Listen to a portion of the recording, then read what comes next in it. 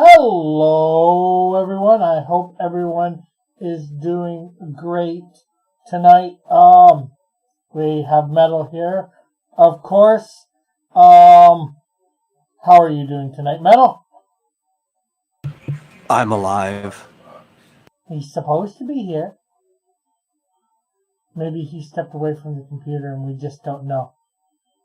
I'm We'll here. get back to him. Hopefully he'll say something when he comes back, so we will know. So I'm going to be trying to do some digital drawing actually tonight. As you can see there, I've got a comic page Can you not hear me? set up. And with that we have all our frames. And what I'm going to try and do is the stuff John has done earlier for thumbnails. We're going to try and use those as our template for drawing up Snowdrift #1. So we're going to put these lines a little light down to about 34%. So we'll hold that there. We're going to lock all these other frames for the moment till we get to them.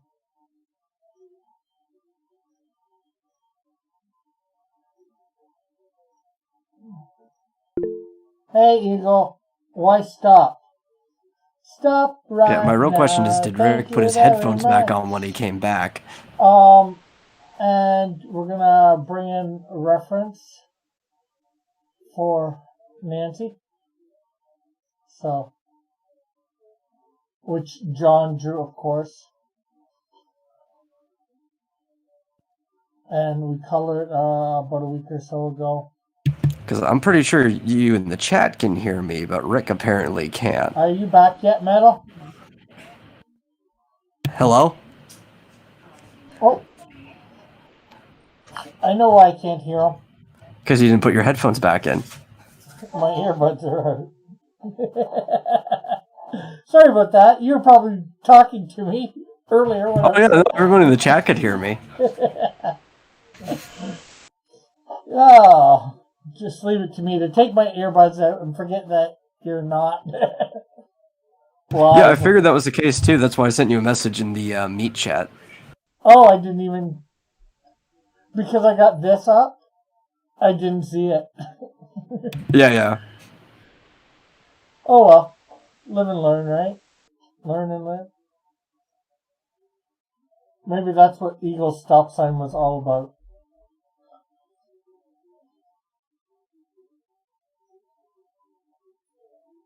So,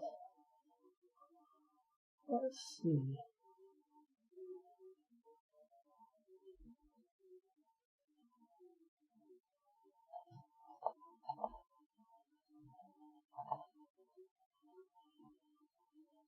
I think my line should be a little thicker. Probably.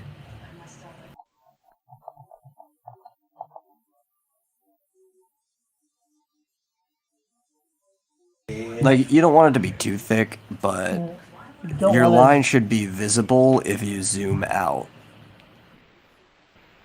Okay. I am going at 600 resolution too. Oh, dots per inch? Yeah. So that could be something too, why they're seem a little small.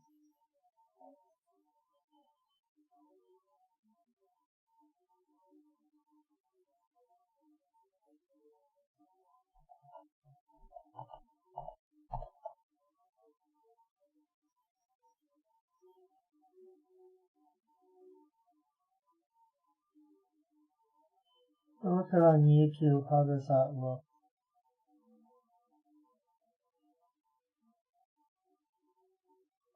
Well, I can see the lines. And when you're zoomed out, so I guess it's probably fine. But just a or maybe not just above just.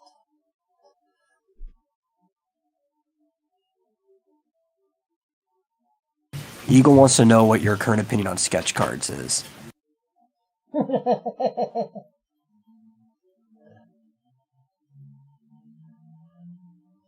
I'd like to be getting paid for them. There. Not just. Well, you're being paid in an imaginary currency, so it can't be, too much different than getting Canadian funds. I can actually spend Canadian funds. I can't spend these ones. The imaginary ones from Twitch. But it's all good. What the hell is this? I think you're offending John. I'm going to try and take your thumbnails and draw over them, making Snowdrift number 1. We are about to see how well I do. Digitally, of course.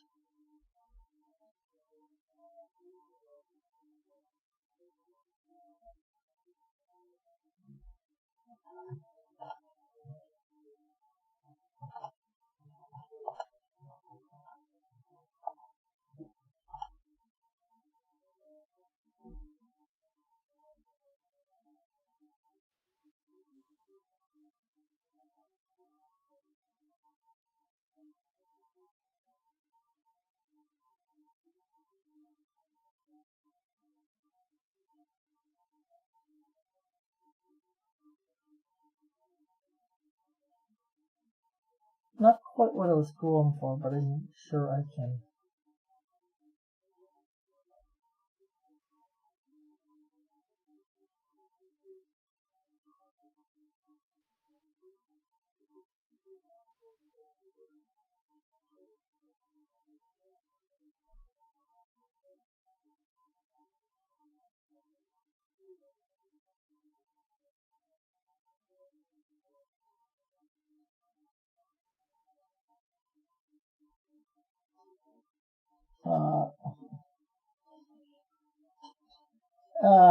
Willie's here. He says, "Hey, this is a live chat zone. Let's zoom in closer, closer. You want me to go in super close?" Yeah, so that your lines look good. I only told you to zoom out to make sure you had the right size brush. After that, you should get in pretty close.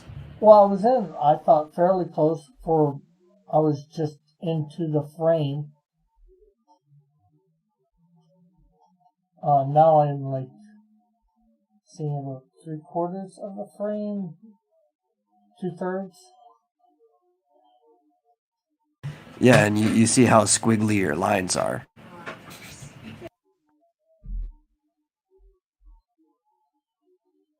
They don't look too squiggly to me.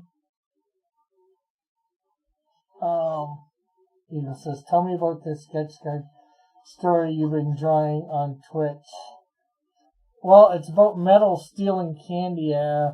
He goes to Tim Hortons. Apparently, they don't have Timbits, and then he freaks out, and then he goes steal some candy.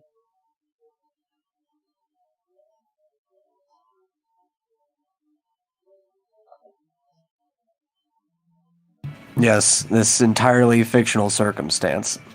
Yeah.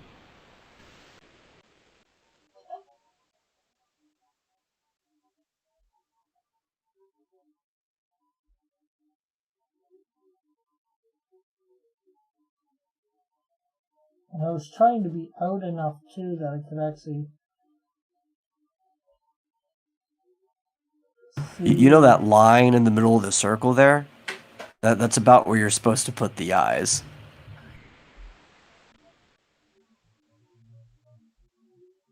Oh, you're talking this one. Well, the one's sort of on it.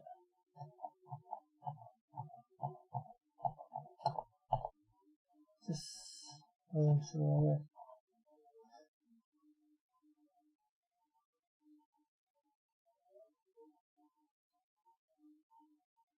Very, very shortly, I will abandon you for a few minutes as I ready my plate for dinner. No problem. Look at all of them squiggly lines. Straighten them out.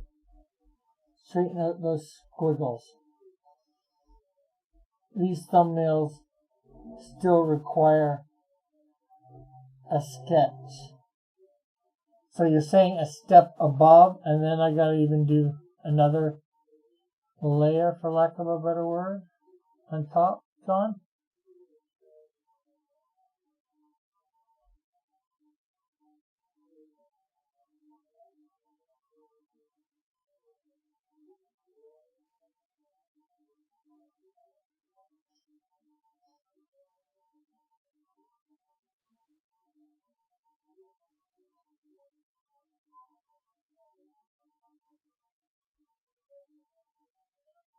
Okay, that line.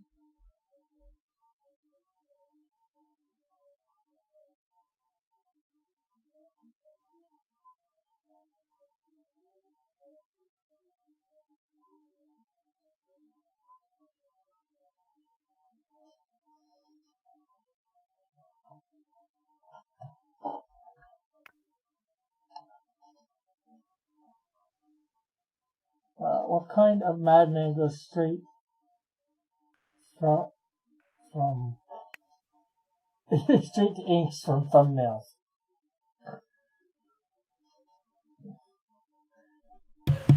Yeah, Me? Dillard has a point there. That's pretty crazy. I guess that'd be me then. I guess I'm a madman.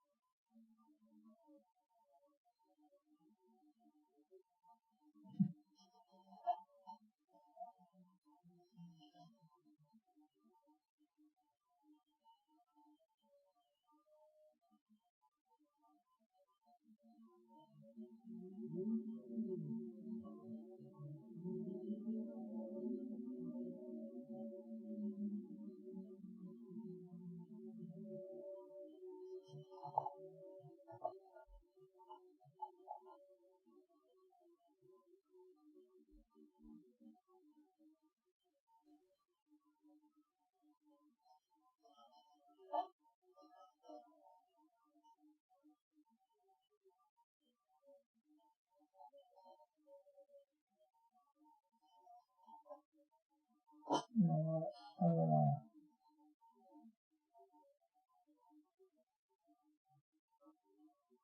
erase mine.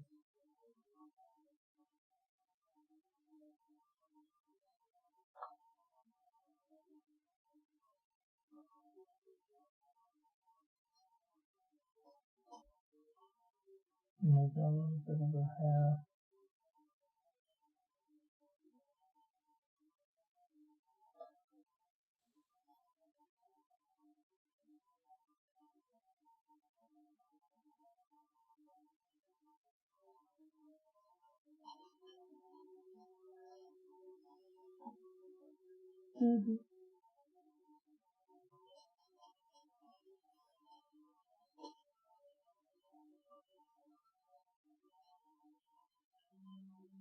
But the great thing is that this is digital and I can easily make this my pencils or whatever you want. It may not be in pencil officially, but Yeah, just go like really, really rough, and then like convert the layer to blue afterwards.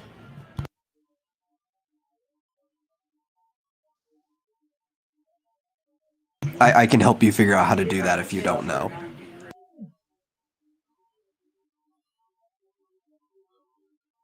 I think I know.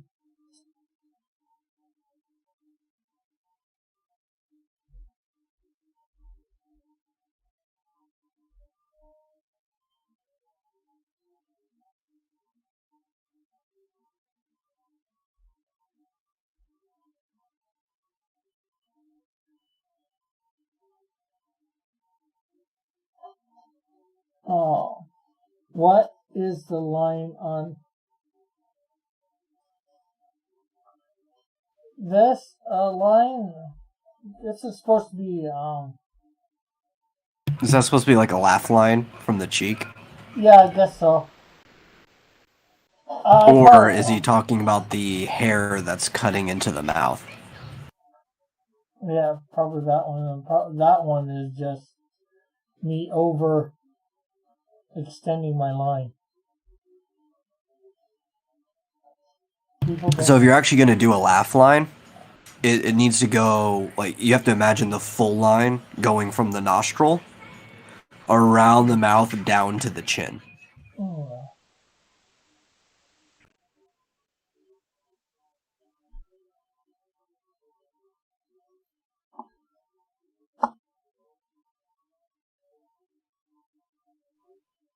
And it probably wouldn't show up if she was making that type of expression. Yeah. Because it becomes prominent when you have like a wide grin or something like that. Yeah.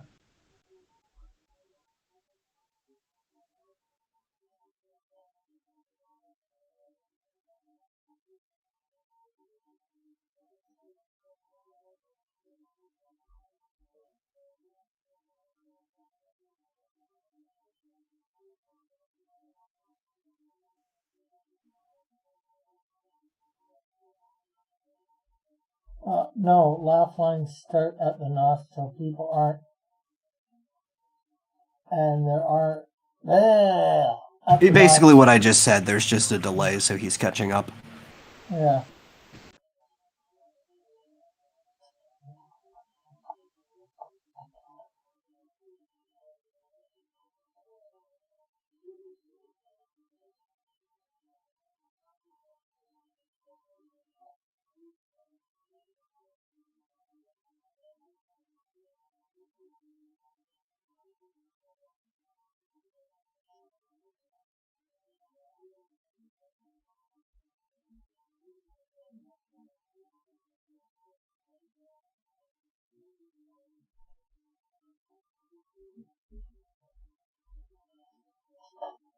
Allison says, I think you're going to have to start doing sketch cards at night too. Yes, I got a lot to catch up. That's for sure, Mallet.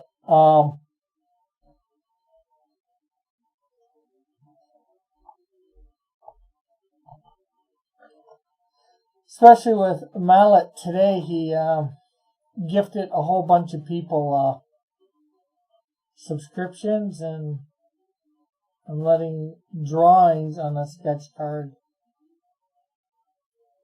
come with a subscription to a month.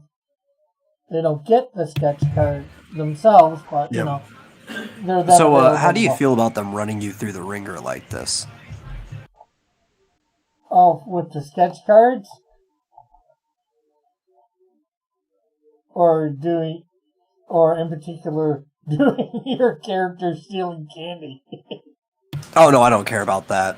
Like I said, I have a Doshinshi policy, so people can feel free to do whatever they want. No, just you and the sketch card thing. Well, at first it was alright, but now I'm like over 20 sketch cards behind.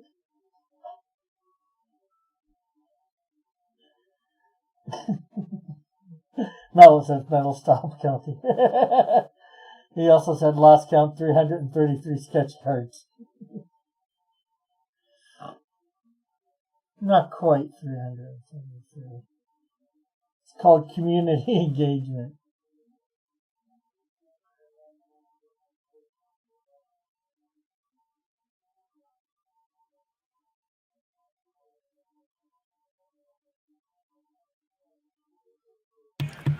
Yeah, and I'm a member of the community who's engaging directly with Rick, asking his opinion on the situation. Eagle says, Rick, I think we should start the Broom Syndicate sketch card series. Well, Eagle, with I think you've got cards, with whatever number of cards you have, you can do that.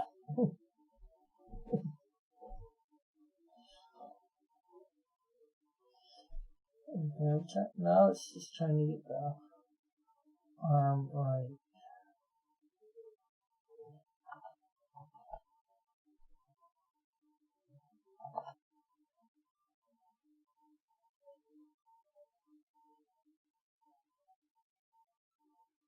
Does that arm look good to you? Or that part of the arm? Or am I making her too broad-shouldered? You are definitely making her too broad shoulder. And I think it's because, like, the neck isn't even where it's supposed to be. She looks like she's leaning forward, so her neck should be further back.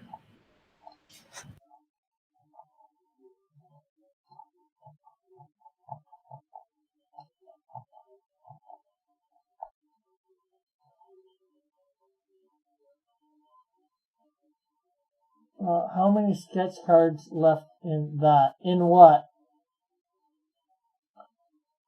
In Mallet series? I have no idea. He says about 1,000 or 10, so I don't even think he knows. Yeah, we're making this all up as we go along, so.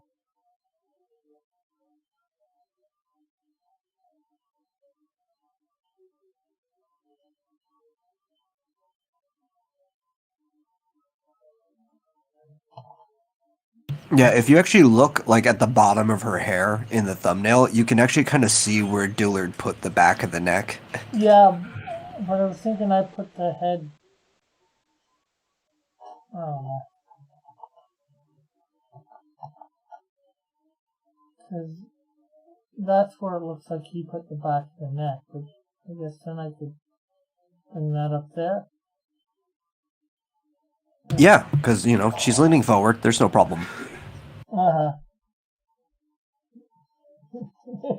Eagle says, oh wait, then Rick is supposed to be storyboarding it.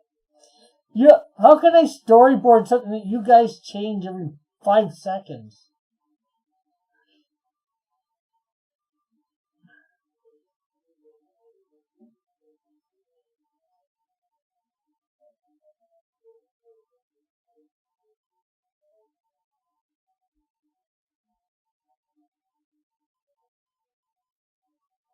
I mean, aren't you basically just making a storyboard?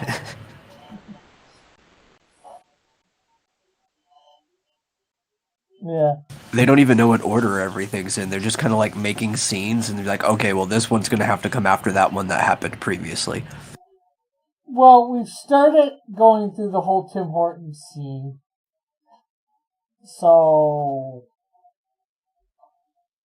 we're there.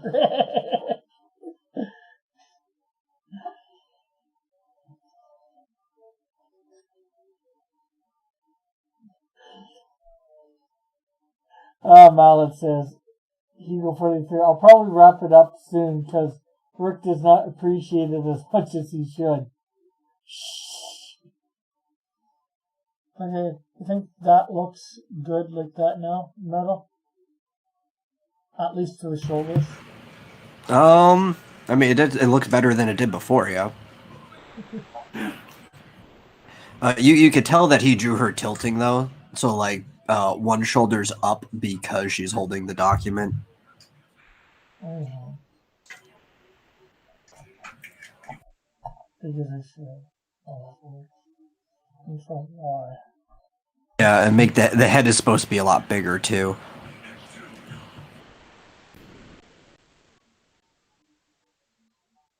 I can always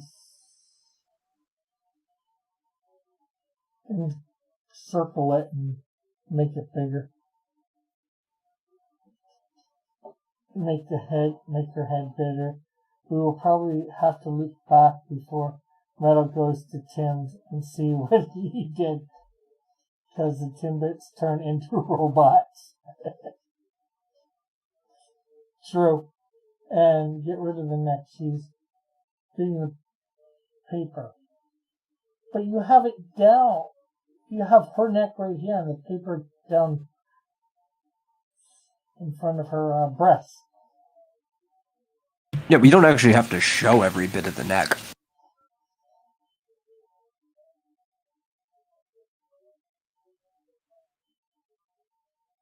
Yeah, well, I've got a bunch of it. Well, not a bunch, a lot. Some of it covered here, right here.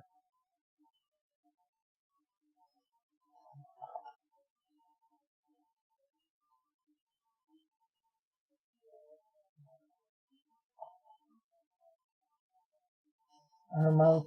Why is her mouth open? Is she thinking of doing it? No. Because a little bit of joy, happiness, shock, awe. She actually got it. You know, especially a woman of the 1950s. She actually got the expedition to lead. Now it says, I keep checking the time on my CM machine cut, but it cuts more the time left increases. Can I blame Rick for this? No, you cannot. John, you should have inked it right away. Oh, he kind of did.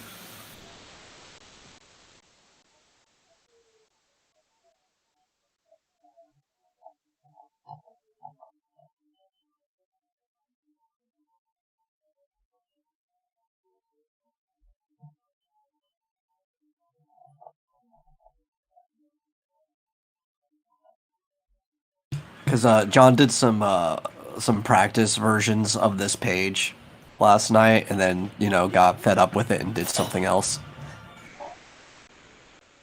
Oh, so John did an inked version of this page?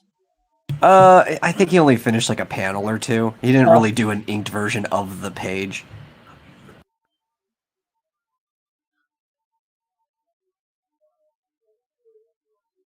Interesting. He's going to probably say, Metal, you shouldn't have told him that, or something. Oh, probably. Don't worry, I won't tell you everything he did. Some things are best left secret.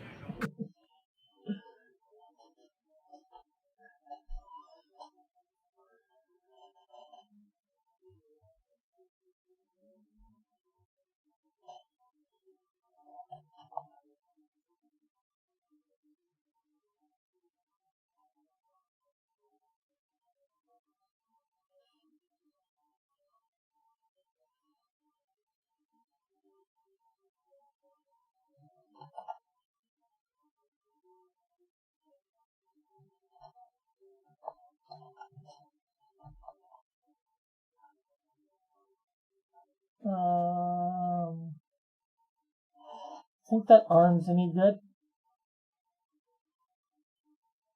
No. That's what I thought you were going to say. What about the one line on the one side?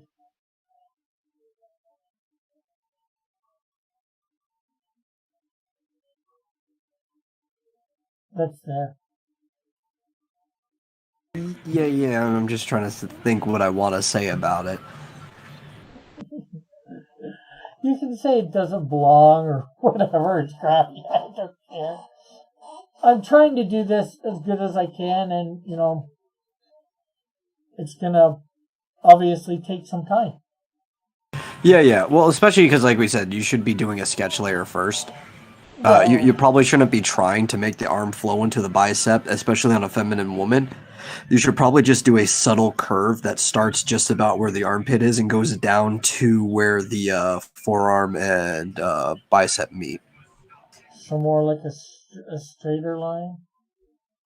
Yeah, almost. Just like a very subtle curve, something that's soft. Like that?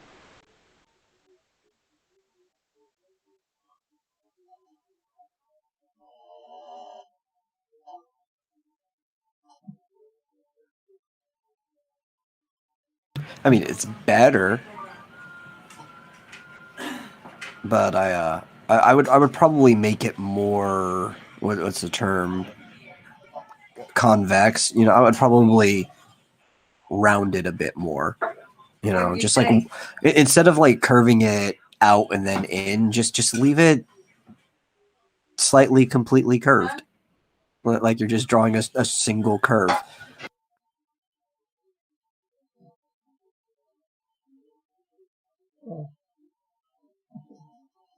Timothy says just And If you're leaving it on your sketch layer, that's fine. But Yeah, especially on a woman like her, there's no reason to over define her shoulders. yeah.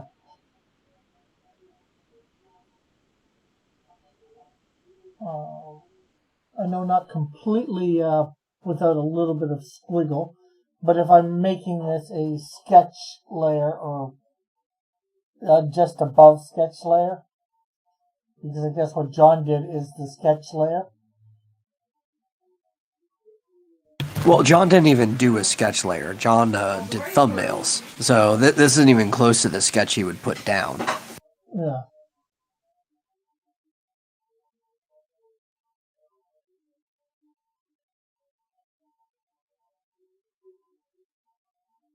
Because thumbnails are really just like really quick figures, so you can get like a ballpark of the scene, view, angle, where people are.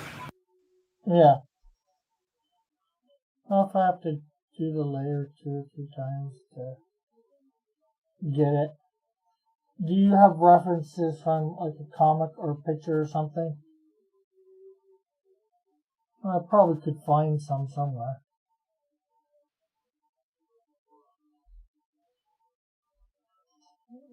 Does that seem too muscular? Seems a little bit too muscular. Yes, that seems way too muscular.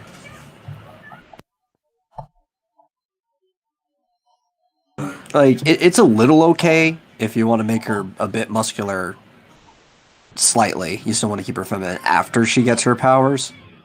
But especially right now, you want her to be petite, feminine, Um, let's see. I mean, she works in a lab all day, doesn't she? Why would she have any muscle? I could tell you, there is actually a reason why she might have some.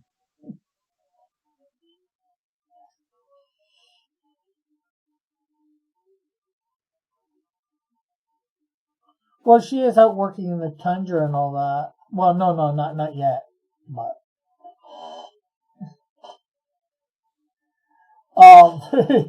Timothy says you never know she can work out after work.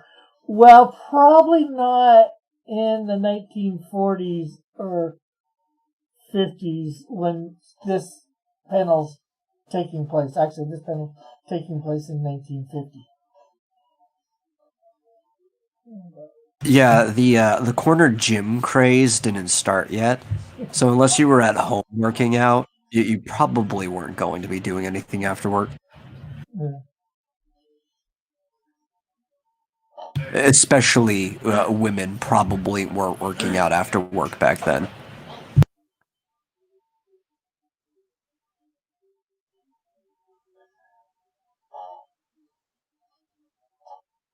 Now, I can say she might, without telling too many people why, she might be slightly more physically fit than most women of her day.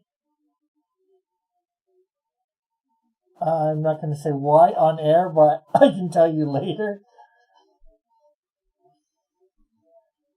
And Timothy says, Is it because she has a very healthy libido? well, maybe that, but what do you think about how I did that last It is cardiovascular exercise. Yes.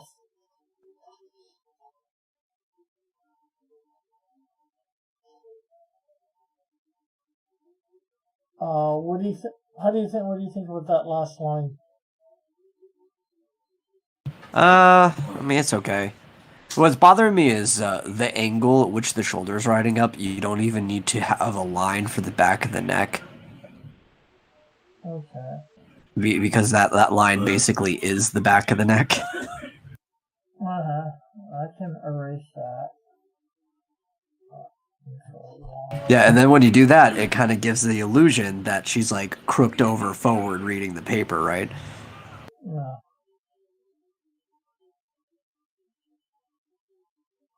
I guess I'm just so used to drawing the 2 lines of the neck. I think that's my biggest problem. There's so many things I've gotten just used to drawing, so not naturally just draw them, and that's probably my biggest. Yeah, you don't need to over render things. What you need to do is just figure out what lines are necessary and only leave those around. Timothy asks, are the shoulders too high?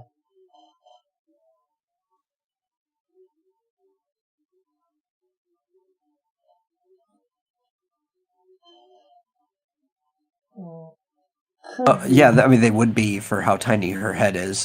When Dillard did the thumbnail, he imagined her head bigger. Yeah, but like I said, I was thinking. I guess we could do that right now too. And take the thing.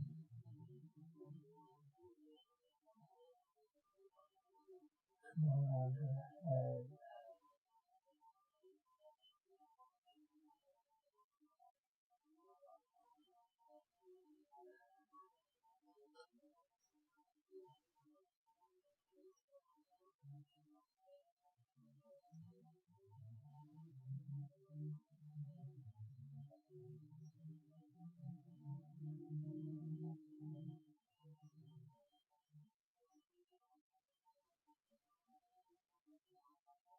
Now, how about now with her head a bit bigger?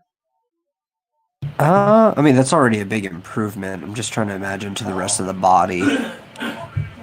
Because typically your average person, man or woman in real life, their shoulders are about three of their heads wide. But when you try to exaggerate it in comics, usually you make a guy's shoulders a little bit wider, women's shoulders a little bit narrower, so on and so forth. You know what I mean? Yeah. Okay. My mom here says, was she a bit of a tomboy when she was younger? No.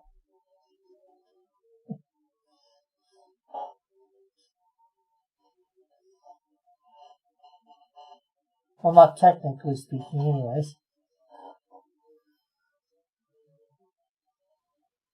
So, you think I got the head a good size, or should I bring it down a little?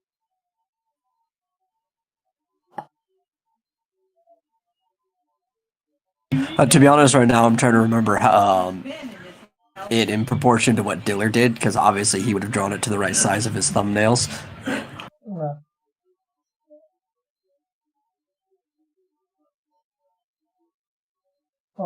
If you look behind, right there is the circle, and I got the banner or her bandana thing or whatever you want to call it. The top line of it on the top of the head. So Yeah. So you're also the nose is going to probably usually come up to close to the bottom of the circle, so you're probably not far off. okay, then I think we'll leave that like that.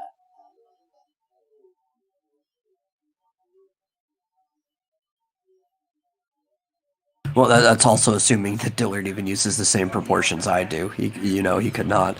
I encapsulate both my eyes and the nose using the lines in the circle, but some people do it differently. Yeah.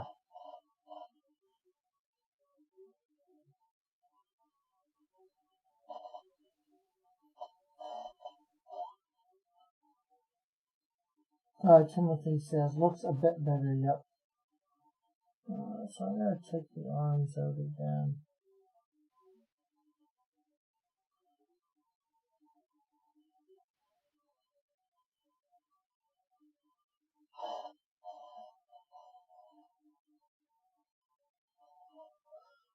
Okay, so.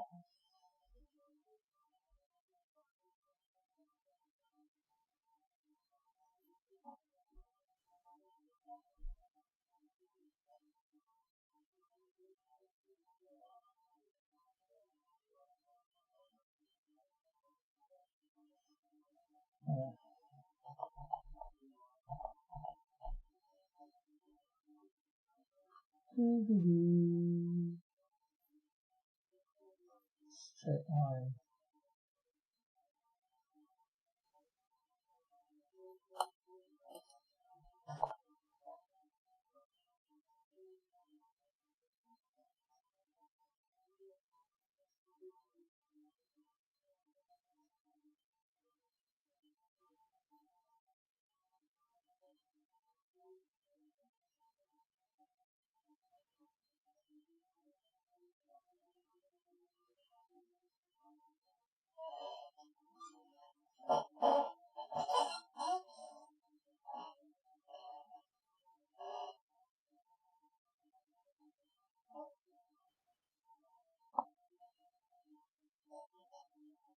So no, there's that.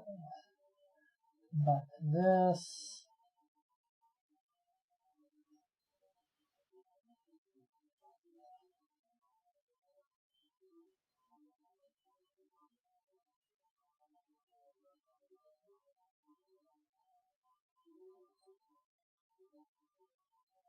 Oh, I'm back. I went up for seconds. Cool. I drew the book or the folder that she has in her hand. Well, I use the straight lines to do it. Well, if it's a folder, what you should do is you should go up to like the top edge on one side, and you should have a lip coming out. Yeah.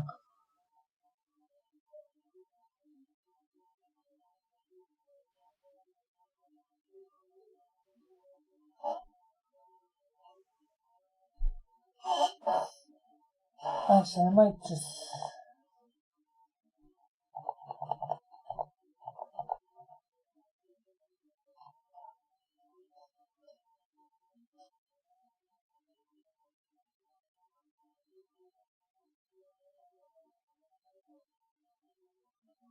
I think it's just going to be a piece of paper.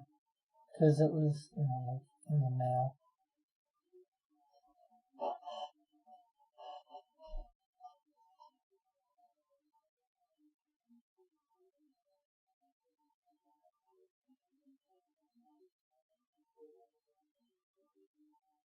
Yeah, tonight was my favorite night of the week.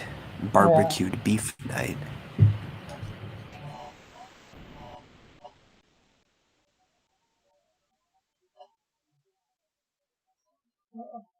No, it wouldn't have, he says maybe a few papers in there. Is she reading an empty folder?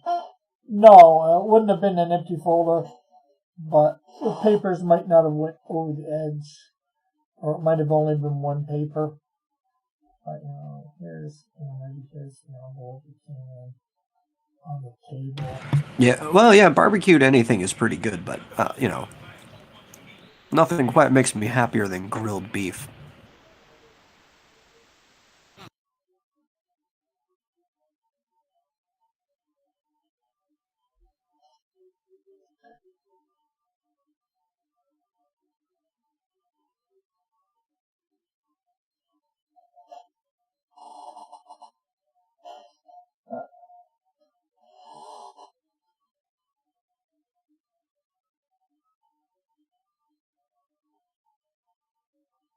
But yeah, it could have been your way or could have been either way. But I'm switching it to just a piece of paper that came in an envelope that was probably hand delivered.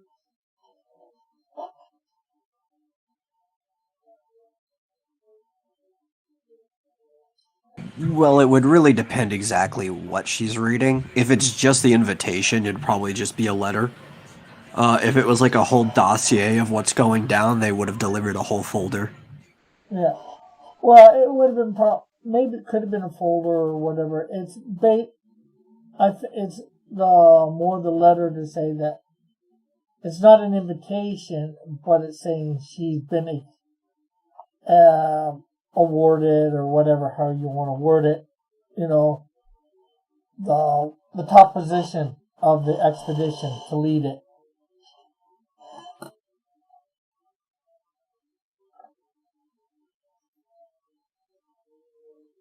If you get what I mean. Yeah, it's kind of like a grant. Yeah. It's probably the thing for, there was an application, for anybody who wanted to lead the expedition, and, she put in her application, and she's the one that got accepted to lead. And then it says she can pick her party too, so. Hey, Ulrich.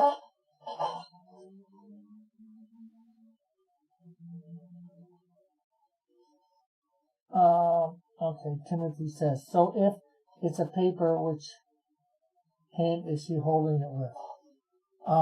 This one.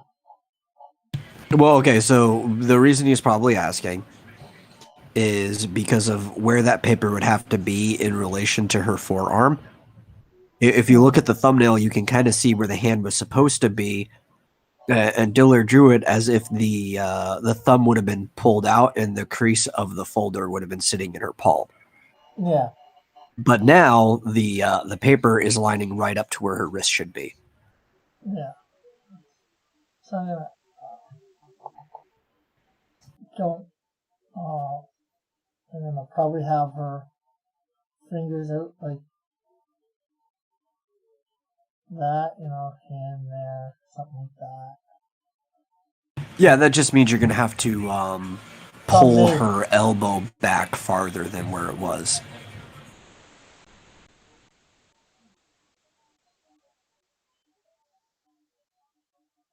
Does that look right?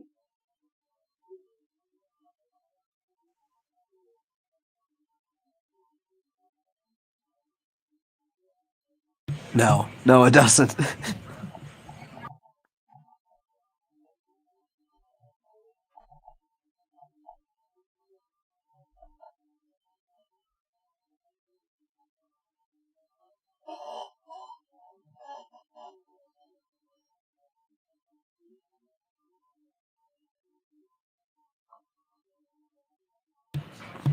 Elric asks how I am, and I'm going to say the same thing I said to you.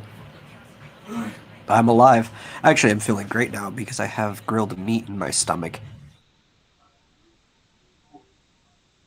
That almost looks good.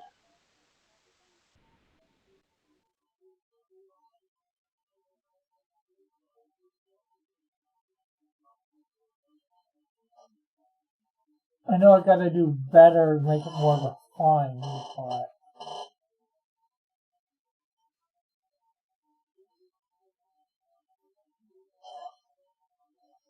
our cast was ribeye. No, it was a roast.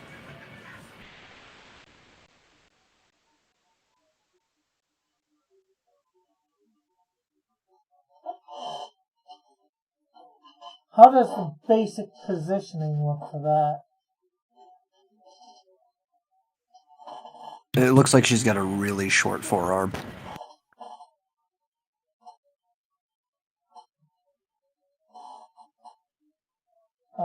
Alex says all very nice, and Timothy said, did you have carrots to go with it? So short. No. I had meat with a side of more meat. Okay, I forget. Which is the forearm? That's the bicep, right? Oh, right there. This is the forearm? Yeah, the forearm is the part connected to your wrist. Okay, so maybe I should have had it a little bit longer like I did. Sure.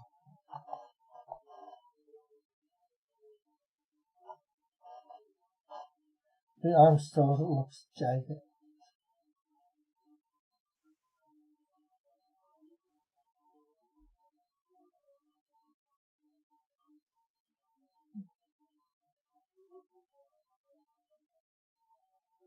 That look any better?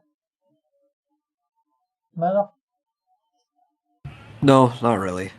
Okay. Yeah. Well, it's like I said, because of where you put the wrist, right? Since the hand won't be holding it in the same spot that he had it, you have to pull the elbow back farther.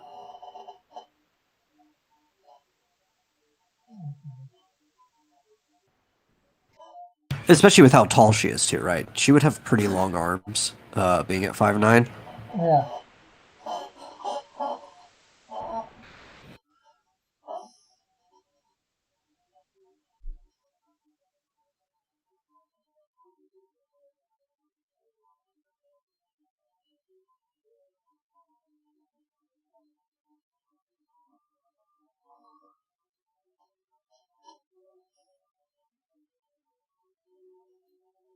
Actually, hers would probably be close to my arm length because I'm a weird rectangle. I'm like all limbs and no torso.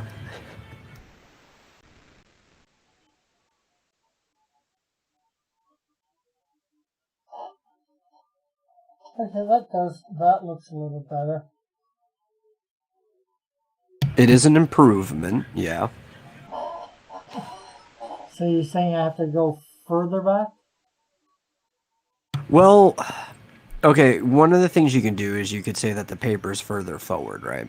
Yeah. So then what you have to do is you have to do a little bit of foreshortening. And I don't know if you can do foreshortening. If I really try, I think I can. I know. It's just making some things smaller and some things bigger. Yeah, to emulate draw distance.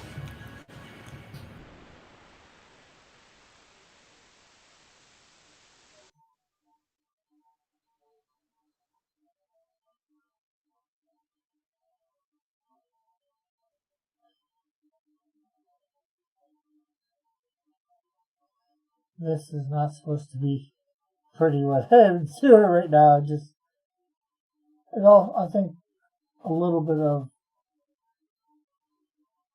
body part.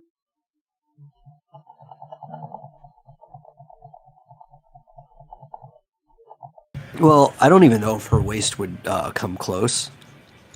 There's one thing you have to think, right? So, in general, the elbow at rest kind of comes down to where the belly button's going to be. But Yeah. her shoulder that's holding the paper is also hiked up a little bit, so it's going to be a bit higher than where the belly button's going to be. And it's slightly off to the side, which is also going to draw it higher because your arm at rotation will create a circle. Yeah. Well, I'm thinking the belly button would be right about there. Would you agree, or do you think it should be lower? Oh, it would probably be like a centimeter lower, maybe. So right about there. Okay, maybe a centimeter is too much. 4 millimeters lower than where it was. About there. Yeah, that's probably closer. Because, like I said, her shoulder is kind of hiked up.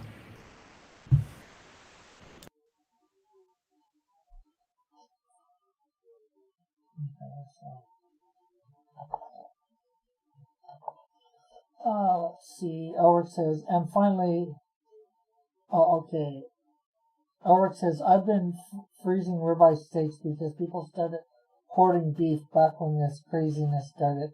And finally, steaks, not snakes, have gone down in price for $6.99 a pound. I haven't seen that price since March. So people ask you randomly to grab stuff on top shelf at stores like that. Ask me. I got long limbs as well. No, nobody asks me to grab stuff. Because people don't know I have long limbs, and it doesn't really matter too much because I'm short. Right? I'm like only 5.5 feet tall, but I've got the wingspan of somebody who's a few inches taller than me.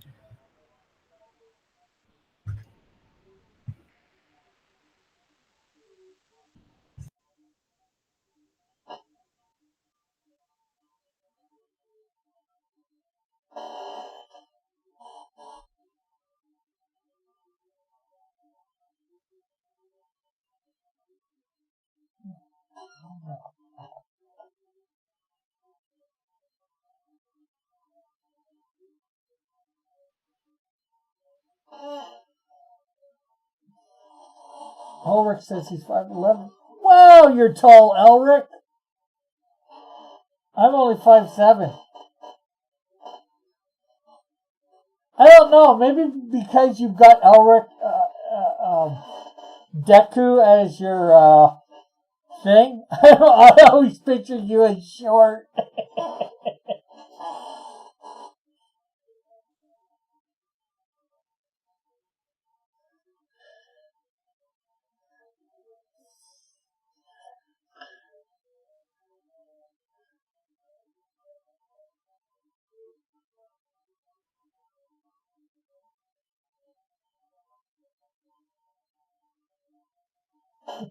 He says no. He says with his soul insert, he's 6 foot, and nope, he's 5'11". That's the same height as my dad, 5'11". Yeah, I'm so used to calling myself short just because out of relation to everybody else around me in general. But in world average, I'm actually right about at the point.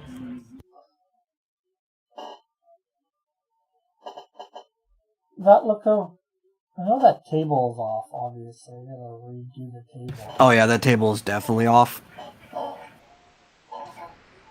You actually probably shouldn't even draw edges to the table. Think about it, right? She's probably behind like a really big desk. So you Yeah. can literally just draw like a line that goes across the panel. Well, I'm thinking she's getting this at her home, the letter, you know? Yeah, but she's a doctor, right? Like she Well, has a no, doctorate. no. She probably has a big work desk at home. Well, she's not a she's a scientist of some sort. I have no idea what. Well, I'm assuming if she's a top field researching scientist, she is probably a doctor, just not an MD. Yeah, I get what you mean. She's got her doctorate.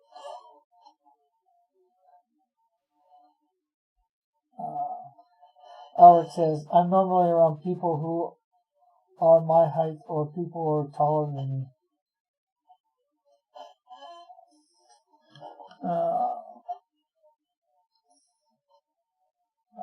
Timothy says he sent a reference of a woman reading a piece of paper. And even if she's at her kitchen table, right? She probably has a bigger table than that. Yeah.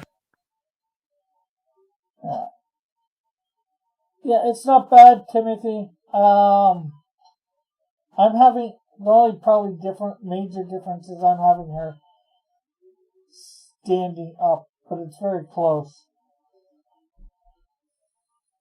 My mom says she's 5'2". Yeah, and a half. You're 5'2" and a half. Then again, maybe you. Now, if I were you, I would be really lazy in this one regard because it would make the image look better overall. And I would draw the cup coming at the audience so that you can't even see her hand holding the handle behind it. Yeah. That's something I just thought of. Did they have coffee mugs back then? Or would have been like teacups or whatever?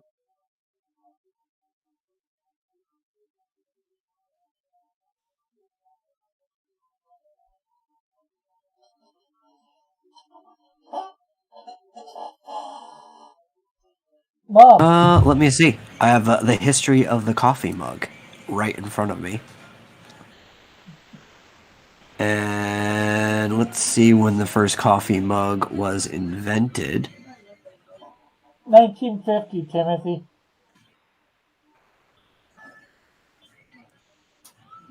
Well, they had cups that are similar to our mug in porcelain as early as the 600 in the Common Era in China. Yeah. So her having a coffee mug like that in the 50s is very likely. In fact, I'm pretty sure I've seen people drink out of it in old TV shows from that era too. Yeah. I just, I can always change it if need be, but it's something that I wanted to make. I'm trying to keep things period accurate as best as I can. But yeah, this isn't 1950. This is probably about a year before. This is like 1949. Because it's 1950s that she disappears a year. So, or this could even be 48, getting the team together, would take a bit of time.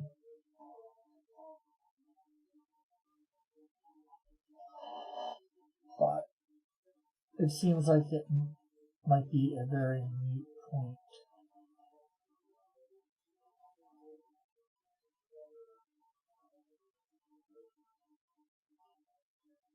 It just wouldn't have any. I doubt it would have any markings on it. Oh no, the earlier coffee mugs before the whole printing things on it phase, would have either had nothing on it at all or at most some type of gold embroidery similar to a teacup. No, I haven't. Eagle, I went to actually try and find it today to watch it, but I can't. I thought I put it in.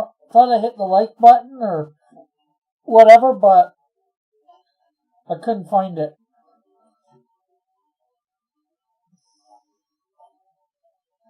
And that looks off the way I do that.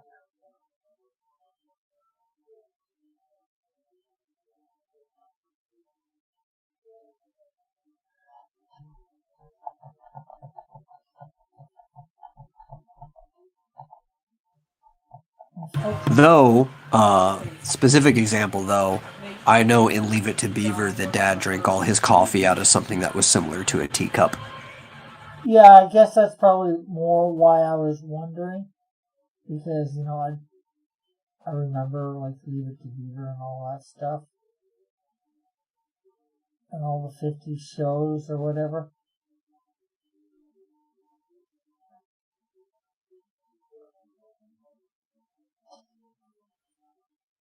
Now that's a way too big coffee mug there.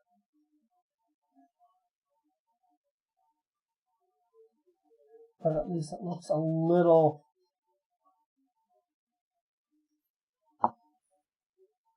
better. Yeah. And especially when it comes to what's it called? 50 show, late 50s, 57. I think Leave It to Beaver is probably the most iconic one that everybody would think of at the breakfast table. Yeah.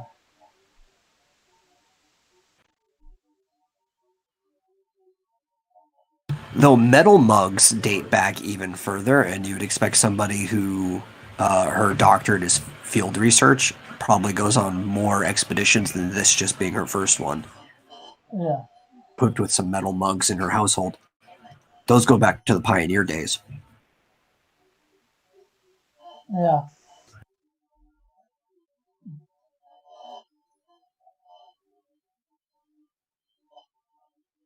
Okay, so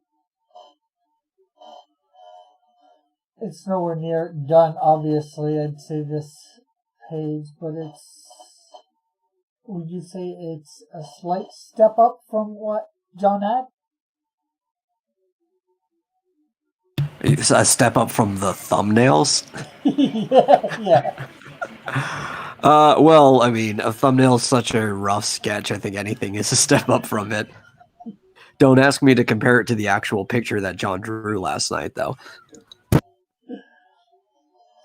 Should I see this picture? I don't know if I can show you. I mean, I saw it because we were in a hangout, but nobody was recording anything. And he didn't save it, did he?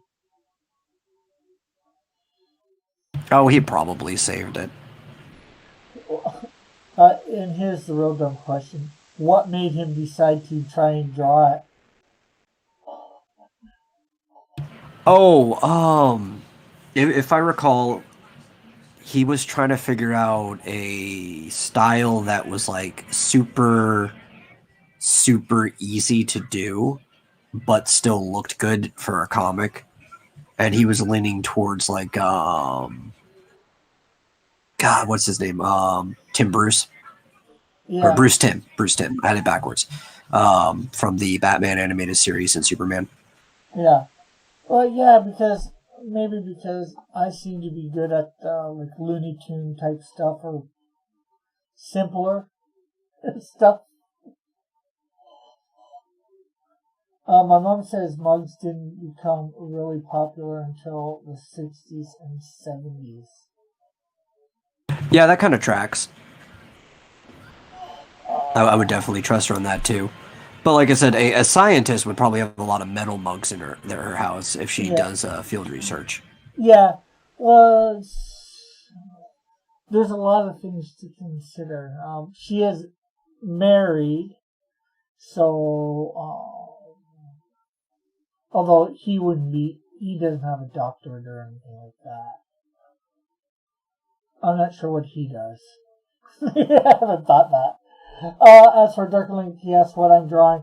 The thumbnails that John has done for the Snowdrift #1, I am going over them and trying to draw up Snowdrift #1 as best as I can from them. It is very, I was going to say painstaking.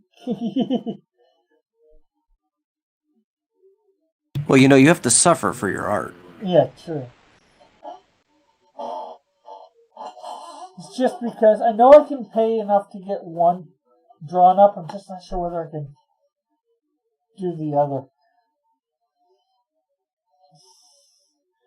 Dillard says he's back. Ulrich says, weird one of the main tools for drinking was so recently that are invented centuries ago.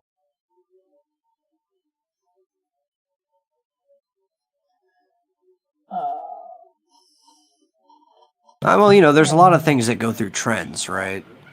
So, like, the mug in its current form as a porcelain shape goes back to China in the 600 Common Era, right? Yeah. So, AD, I believe is the other way you say it. But that doesn't mean it doesn't fall out of fashion and then somebody rediscovers it and he does it again, you know?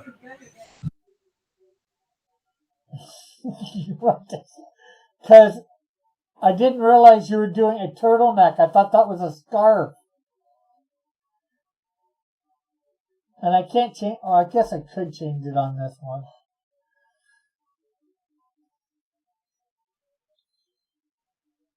I made it into a scarf.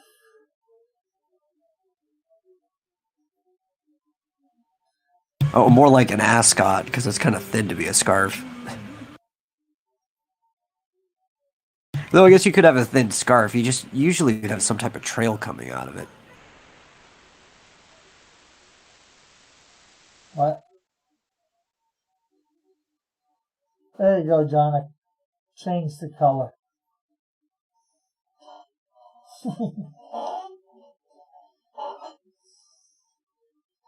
And he says gross, Rick, for some reason. Probably reference to the fact that he said foreskin before.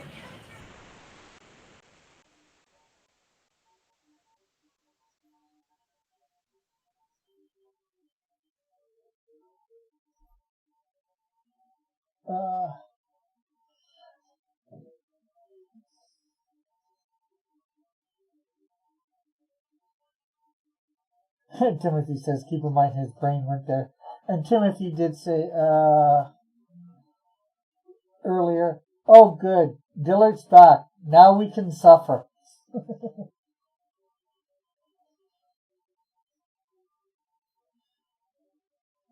so go to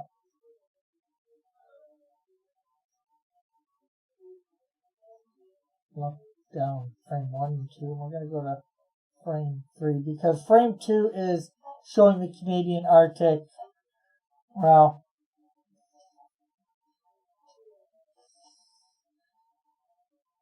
we can go and do stuff for that later with a reference picture.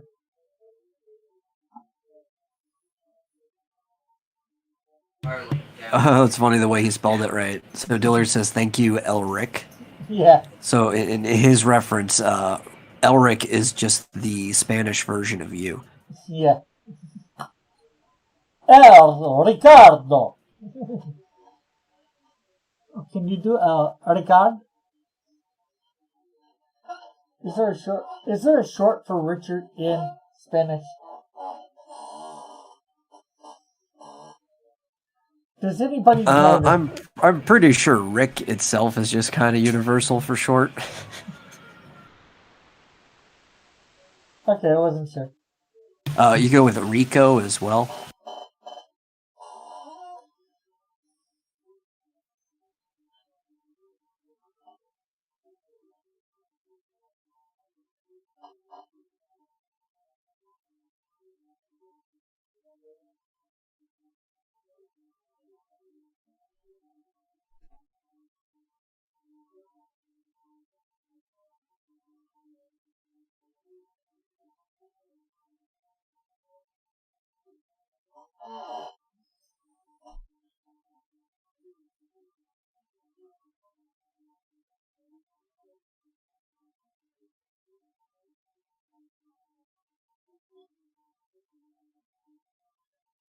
I gotta do a way better job on that face.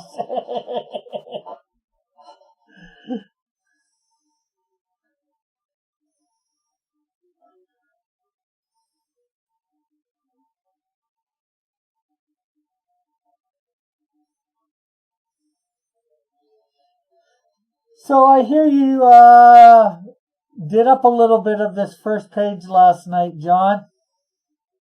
Off air.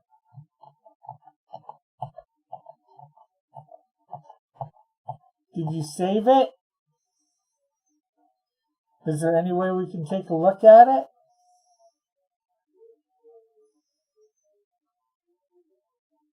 Yeah, I don't know if he actually saved it. I told you he like pretty much gave up and did something else. Yeah, that's why I'm asking. Did you save it?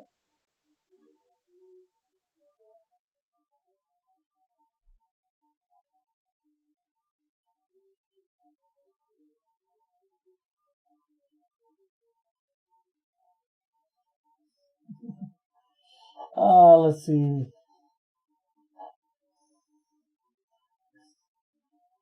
I'm not gonna read that one.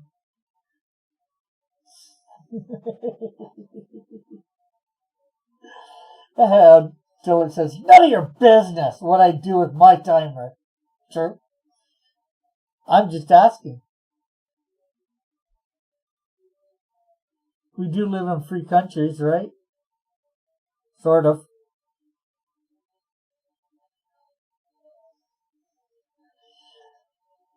Albert says, I found out that BioItch, the artist, has Dr. Stone.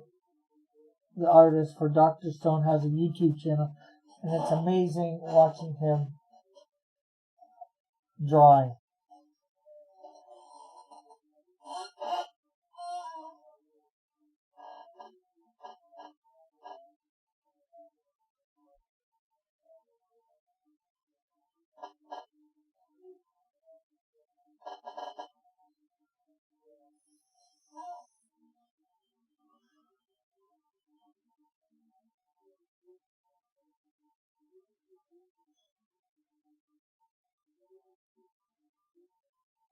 Yeah, it's pronounced Boichi. Boichi? Yeah. Well, he forgot the I at the end of it, but the artist for Dr. Stone is Boichi.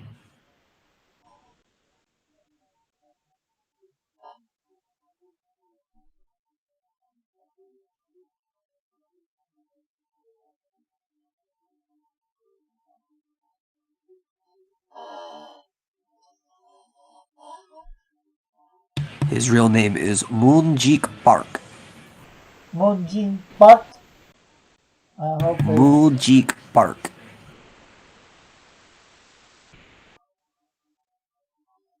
Like the last name is like going to a park. Oh, park, not bark. No, park. Like the bark of a tree? No, like the park you go to play at. Well, that's what I said. Park, not bark. Yes, park.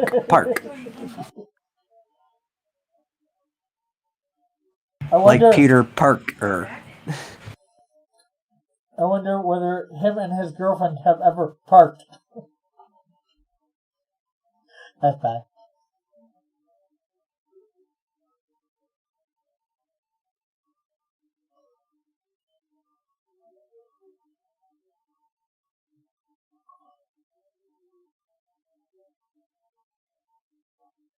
There, I spelt it out in the chat for everyone.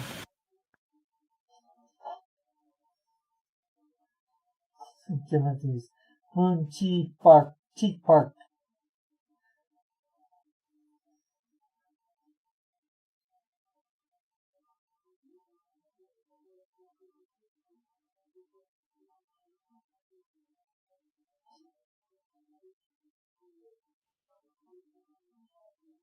Yes, he is South Korean.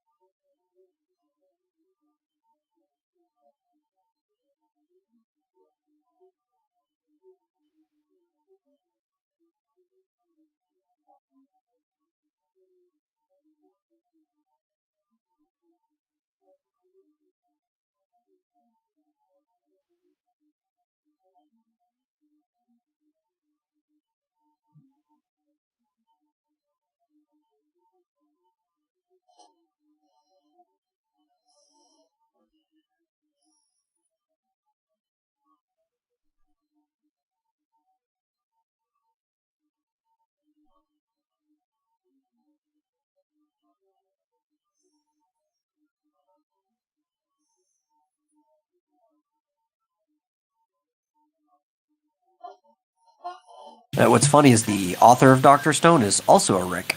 It's Riichiro Inagaki.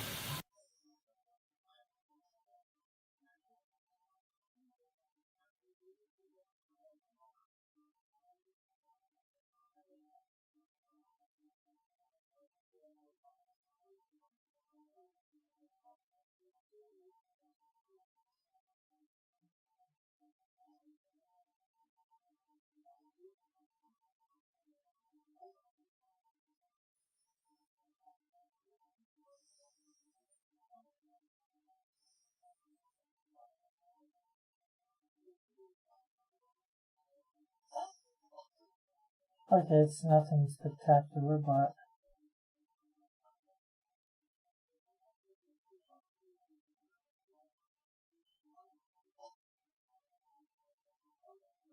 I'm gonna figure it out a little bit better.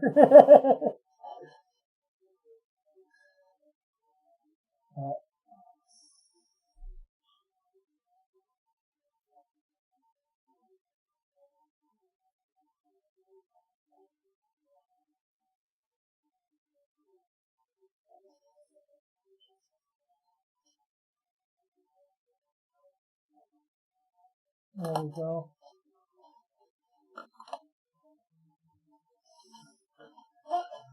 Oh, it's a little bit upgraded, not much.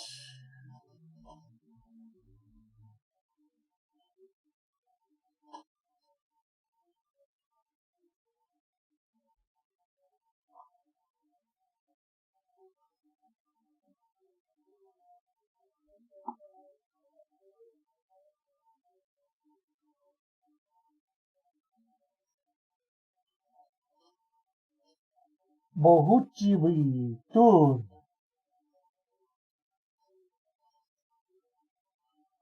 Okay, so let's lock that down.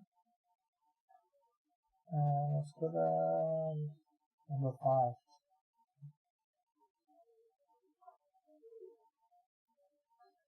And they're saying his art's amazing. You should Google it. Oh yeah, the art of Doctor Stone is good. I don't have to Google any of his other stuff to know I'd like it.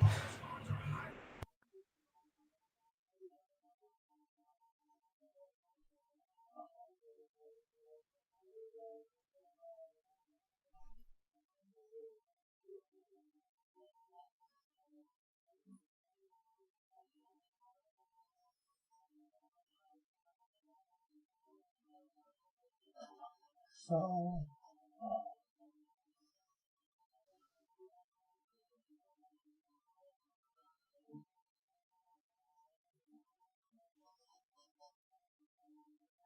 Timothy says he's never heard of him until now. Well, one of the problems as an artist, he often gets discredited because he's Korean. And in Japan, they kind of have this thing where they prefer Japanese artists. So a lot of the time, it's just the author of the book gets the credit, Mr. Inagaki.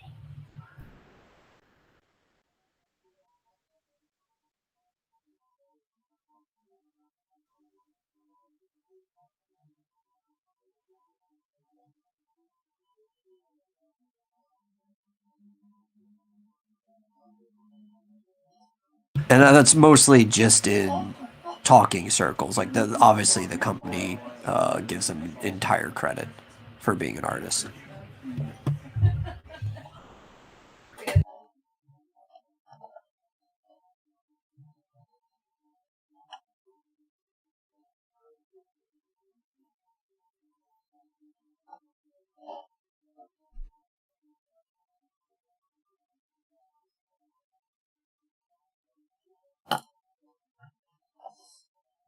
See.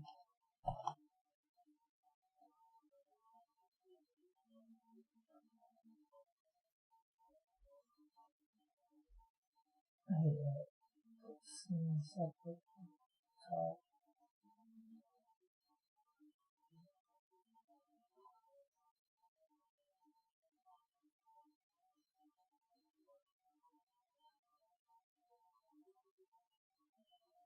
It's actually worse of the American audiences than the Japanese too, because some Japanese are kind of hard stuck on like Japanese only, but it's less and less common every year.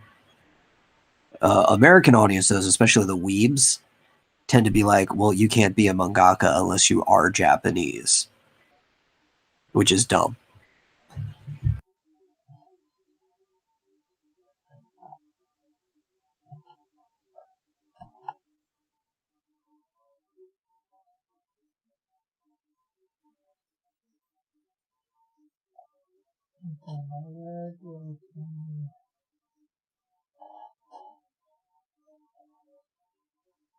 This panel. Oh, right there.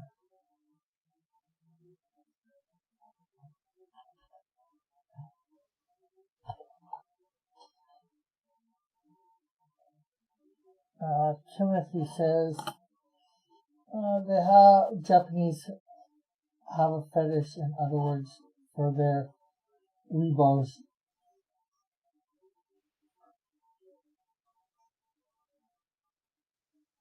Well, Elric, who says that's dumb. If that were the case, they shouldn't be allowed to enter the worldwide manga contest or the Tezuka one.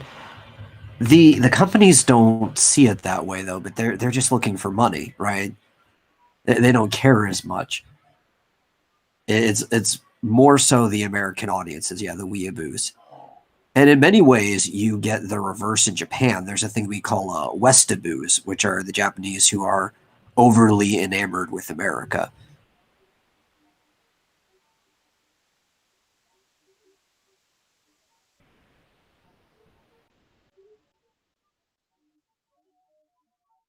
Uh, It's actually one of the reasons why they're extending the contest out to everywhere, because they're just looking for the best talent. And they know the comic industry has not been flourishing so much in the West outside of, say, France and Italy. So they're actually trying to snipe the talent from other people.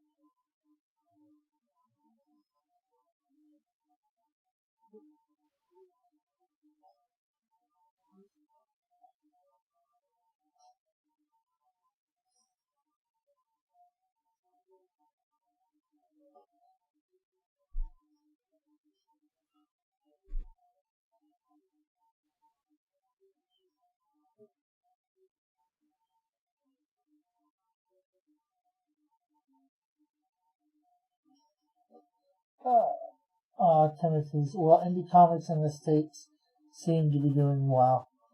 Some not. Yeah, it's debatable. It's doing okay. On average, probably better than the rest of the industry here. But if you were to compare it to comics in Japan or especially even more so than manga comics in France and Italy, the European ones. Even indie comics here in the States are doing really bad.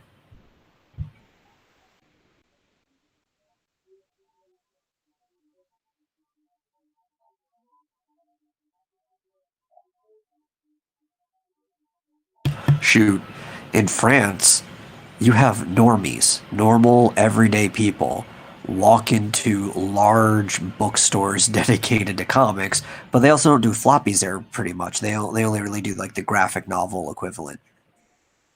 And they have it for every genre. So you've got people finding literally anything, you know. If you like something, there's a book in that genre for you. Uh, Always says, I don't know if somebody who translates it for him actually reads English.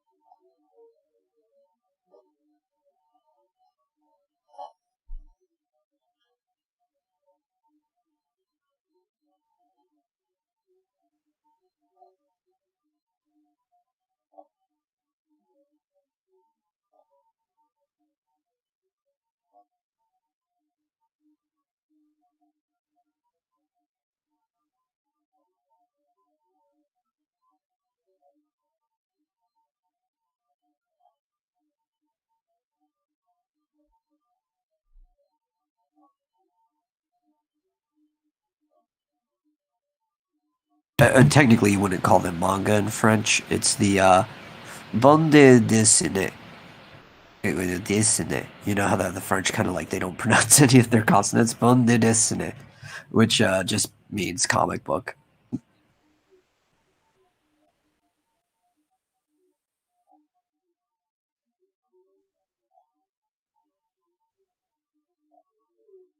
And I'm probably saying that wrong too because French is actually probably the hardest language for me to pick up because I over pronunciate everything and everything is so subtle in French. You probably don't even say the E. It's probably just bande dessinée.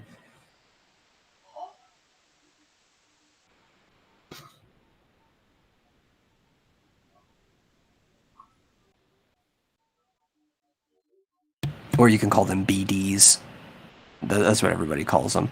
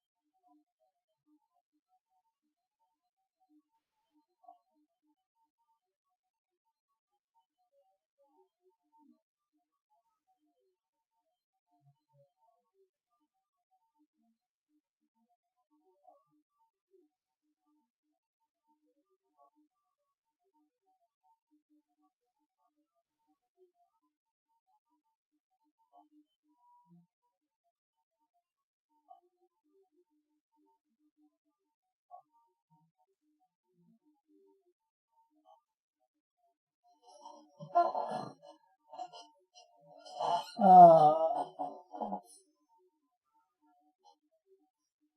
what's it about? I'm not sure what he was talking about.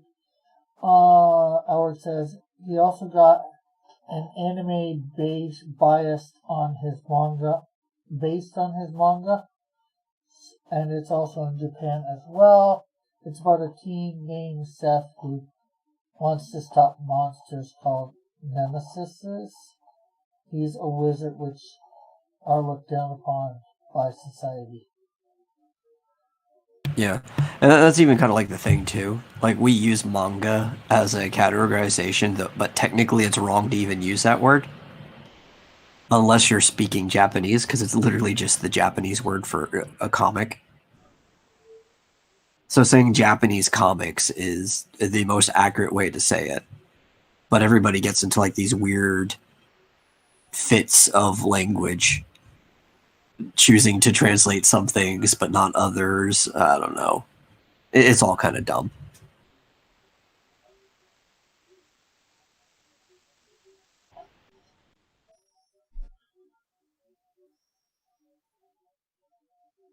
So I guess this is really becoming a a thumbnail of a thumbnail? I'm not sure.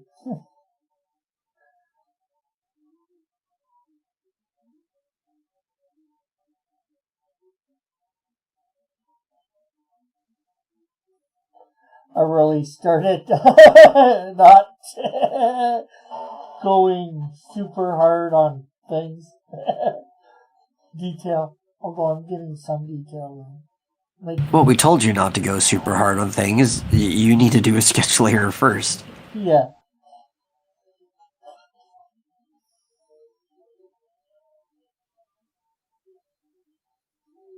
I guess that's why I'm doing it that way then.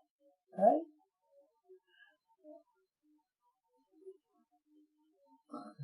Maybe. Too big to do some.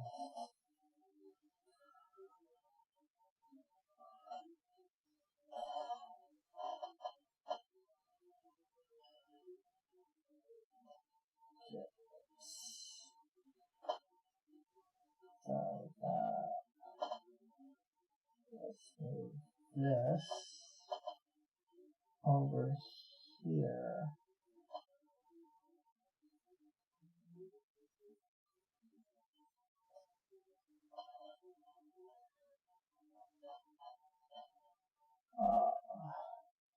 I was saying there's one arc that gets a little too close to reality, but the other one is so far it's good. I'm on volume 12. I think there's volume 7. I think there's 12 volumes thus far. Man, I can't see the name Nancy without thinking of the song Rocky Raccoon by the Beatles. Okay, why? Because there's that line, it's like, her name was McGill, she called herself Nil, but everyone knew her as Nancy. Okay. I don't know that Beatles song, and if Mom, you're listening, do you know that Beatles song? She probably does. It's off the White Album. Okay. It's actually where Rocket Raccoon got his name from.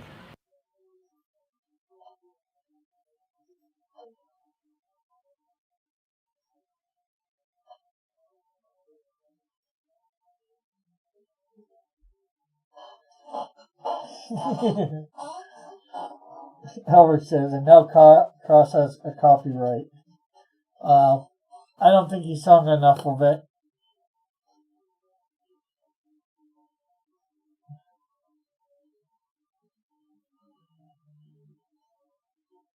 Yeah, White Album is a stand named after the Beatles album.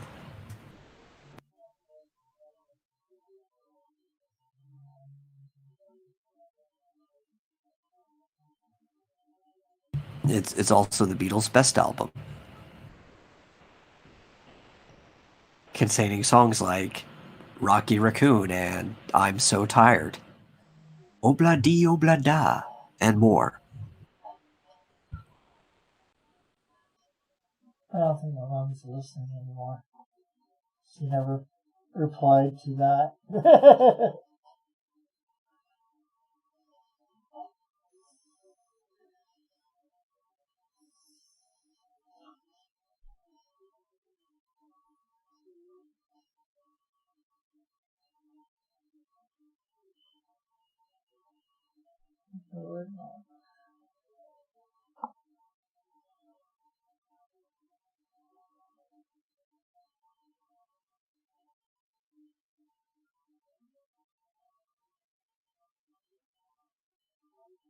Of course, you know, the entire name of JoJo's Bizarre Adventures is a Beatles reference. What was that about me not listening? You never said anything about the Beatles when I asked. I didn't hear that. You didn't hear Metal sing part of a Beatles song? Yeah, but I didn't recognize it because I don't have the Never had the White Album. Oh, I have. That's about the only one I didn't have. It's the longest one, too. It's like 45 minutes long.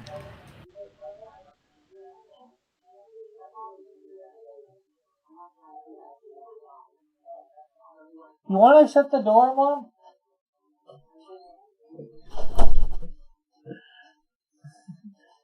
I don't need to get a strike because of the TV in the other room.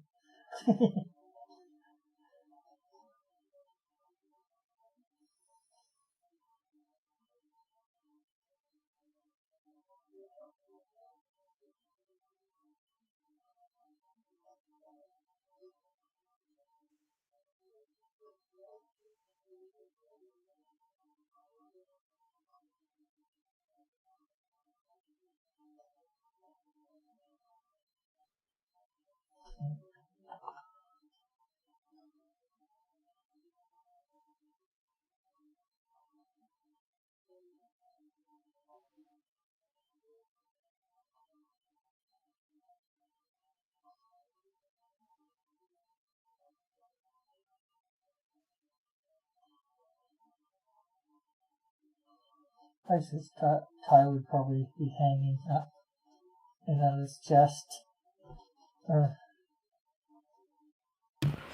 Yeah, I actually don't know the names of any of like the altered versions of stands and stuff from JoJo's because I've only ever read pirated versions of the manga with fan translations that do everything directly because they don't care about copyright, obviously.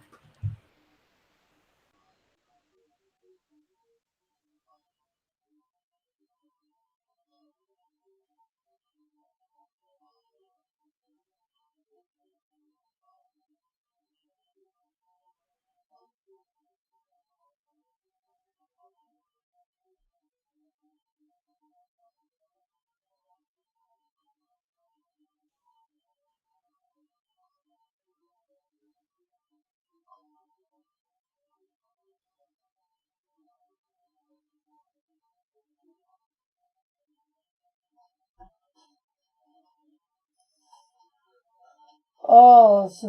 Oh, it says Akara makes it real hard for translators to make new names that aren't copyrighted. Laugh out loud. Ulrich says, for God's sake, Green Day was renamed Green Tea in the Viz version. Ulrich says, Crazy Diamond was renamed Shining Diamond, and Stick Figures was renamed to Zipperman. What's that for? Ulrich or Metal, if you know? Those are all stand names from JoJo's Bizarre Adventures. The stands come in Stardust Crusaders Part 3, which is the second season. What's that mean, actually? Well, if you're in that season, then you should know who... well, I don't know if the anime kept the names or not, but Crazy Diamond. He said the Viz version. I don't know if the anime also changed it to Shining Diamond. Yeah, I'm not sure whether I gotten that far yet. Oh wait, no, that's Diamond is Unbreakable. Stardust, you have Star Platinum. That's right. That's the one you should know. Star Platinum. And I was saying yes. Who only... I think in the anime only uses Starfinger once. He uses it like 3 times in the manga, but everybody complains. It's like, oh, he only used Starfinger once. Starfinger totally would have solved this problem. Though he stopped using it because it's useless.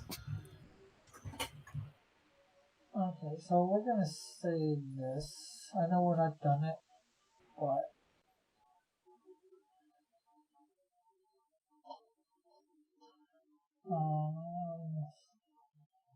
Starfinger.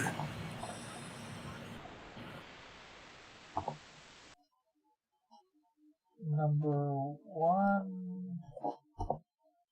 Yeah. So one of the reasons you wouldn't get a lot of these references too, because it isn't until Diamond is Unbreakable that all the stands are kind of named after songs. Up until that point, all the song references tend to be like people's names and stuff like that. In Stardust Crusaders, all the stands are named after tarot cards. Okay.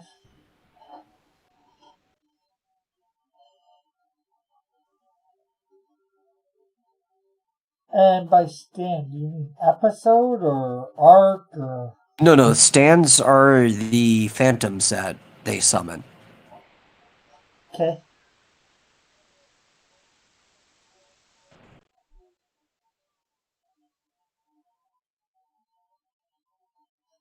I think I'm ready. No, maybe I am still on season 1.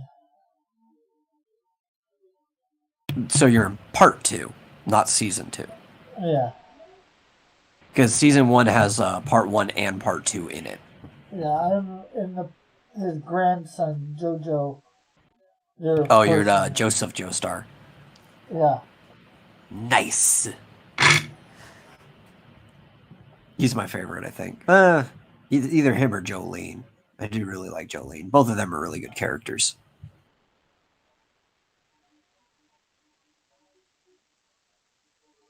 Okay, so let's see. Let's hide that.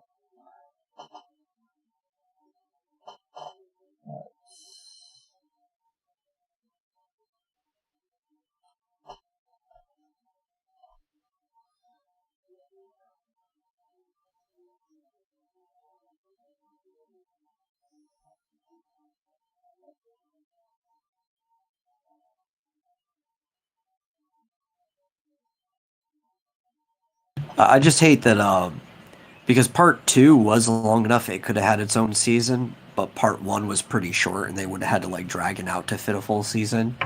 So instead of dragging part 1 out, they decided to cram part 2 shorter. And I thought Battle Tendency was the best part of the whole story. And it kind of gets shortchanged.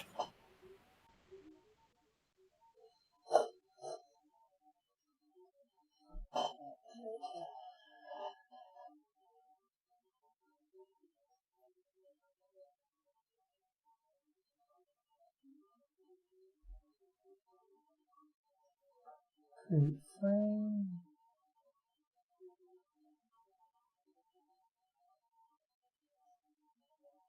Oh. Yeah, and Elric says that his order is that he likes Josuke, who is from Diamond is Unbreakable, first. And then after that, he likes Joseph, the one we were just talking about. And then Johnny. Not to be confused with Jonathan, Joestar from the first season. Johnny is from Steel Ball Run, whose name is also Jonathan, but there's some weird time stuff with that, you know. It explains itself as you get through the series.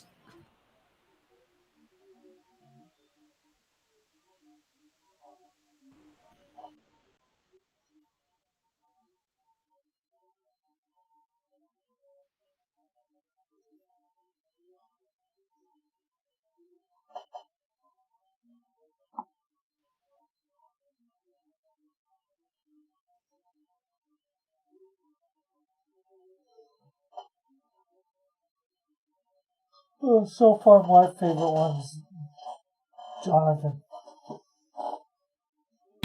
Is it because he's a very plain, upstanding, moral character? Well, I've only had 2,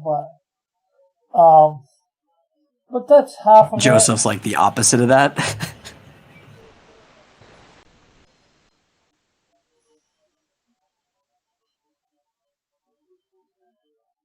Joseph, I wouldn't say he's not upstanding, but I'm not sure what He's a cheater.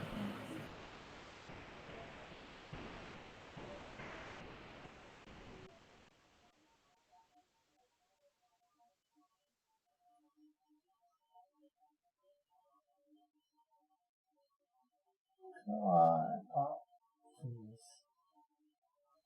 Trying to get this thing done. I forget, how far have you made it so far? Did you make it to where he actually starts encountering the Pillar Men? Or are you still Uh, in training? no, I think we should go to the first one. I think, I know somebody came to the island that he was training on. ACDC? Possibly. Well, because technically he encounters the first Pillar Man in Mexico, right at the very beginning. Yeah. And that is what's that band he's named after? Santana. Yeah, that's Santana. But then later, in the midst of his training, ACDC comes and they have like a fight on a spike pit. Yeah, I think I watched that. And he like killed that guy or whatever, I forget. Yeah, It's been a while since I. that's one of my favorite memes. It's like, I see you're trying to exploit my anger, but I do not get angry.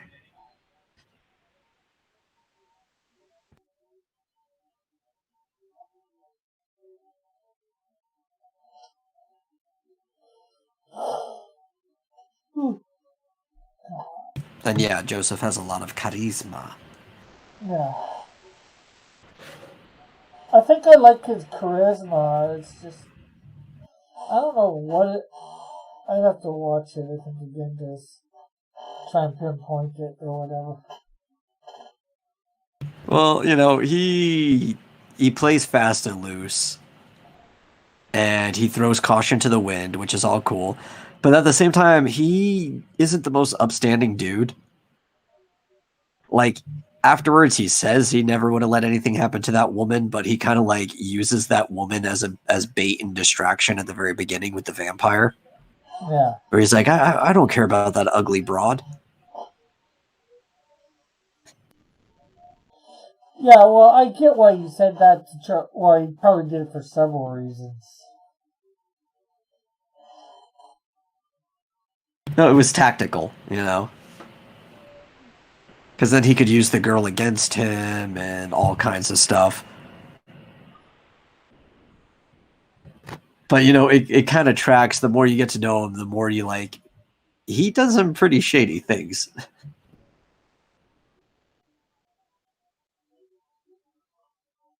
Yeah. You also get to see him more than any other Joestar at different stages of his life, because you see him in different parts. Yeah.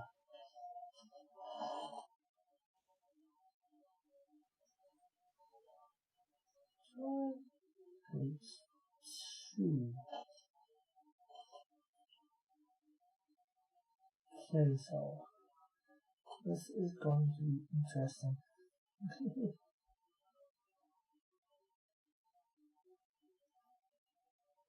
Yeah, my favorite of the Pillar Men is Wham, because he just wants like a great and honorable battle, like a true competition. He's the best. You're gonna like it when they encounter Wham. I'll just tell you that.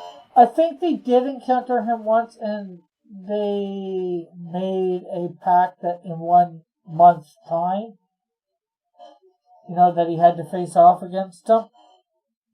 Yeah, because Wham is an honorable person. Yeah.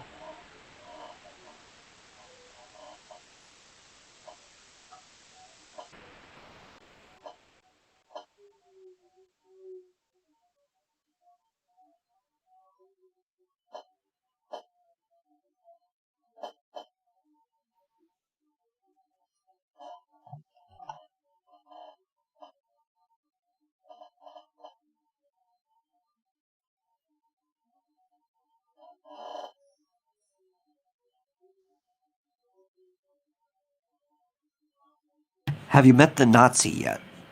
Yeah, I think so. He's a cool character. So let's see. Let's divide this.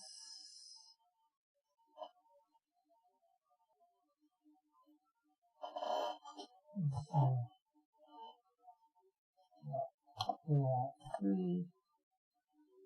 And then we want 0. Control. Yes. That was kind of funny, like, in America, we won't even, like, touch Nazis as characters at all. But then Japan goes and makes a, like, the Nazi character, like, a begrudgingly good guy.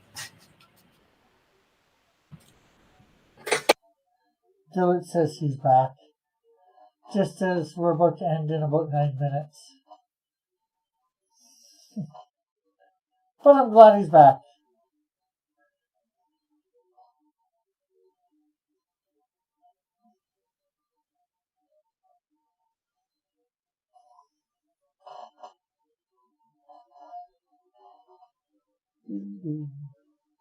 Yeah, I'm sure Dillard would touch a Nazi. Probably with his knuckles. Oh, the hot nut Nazi. Like from Indiana Jones, what's her face? Now.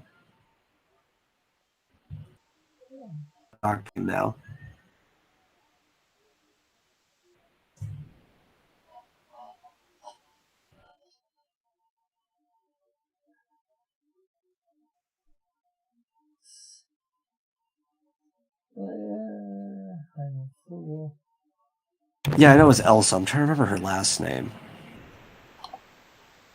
Schneider?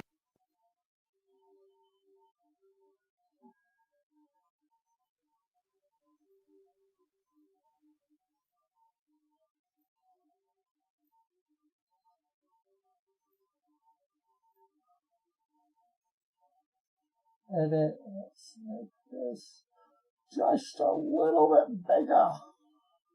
Yeah, I want to say it was Dr. Schneider. That sounds right.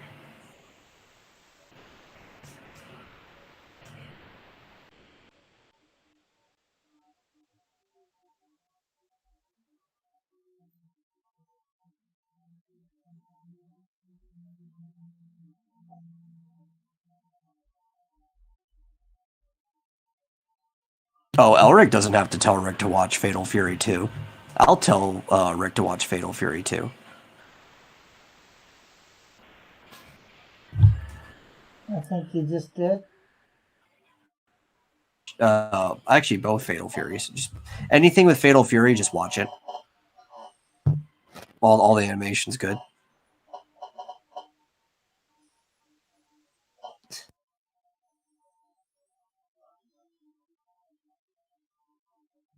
And Ulrich says he hasn't seen Fatal Fury either.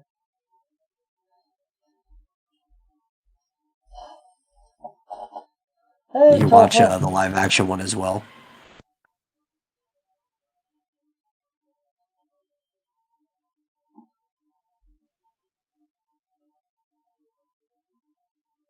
So I'm going to save this as page 2, although we're just started on it.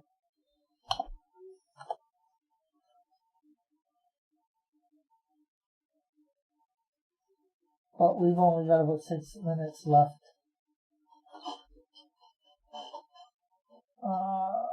Elric says, I heard metal just now, but it's buffering again. Looks okay now. You're back. Okay. Maybe it's because I was saving or whatever. So, the last few minutes, let's do hang out for the next 5 minutes or so. We'll do more on the thumbnails tomorrow. If people did people enjoy me drawing over John's thumbnails? There is a question. That is the question of the night. John probably doesn't. Yeah.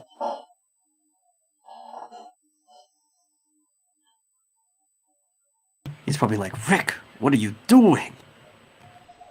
Well, at least I didn't ruin his thumbnails because those files are still saved, and I'm just using them as a reference, for lack of a better word.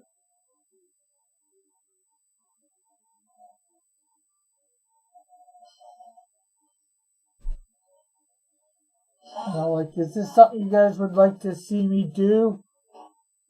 To see whether I can actually make my drawings look good?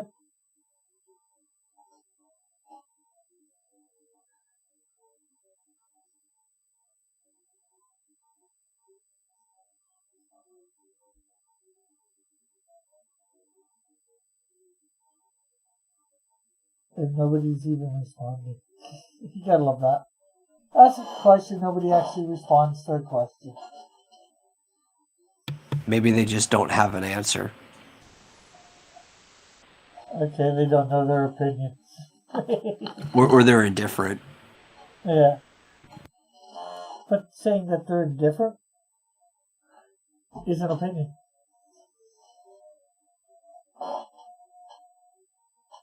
It may not be a yes or no, but at least it's something. Maybe. I don't have an opinion on that.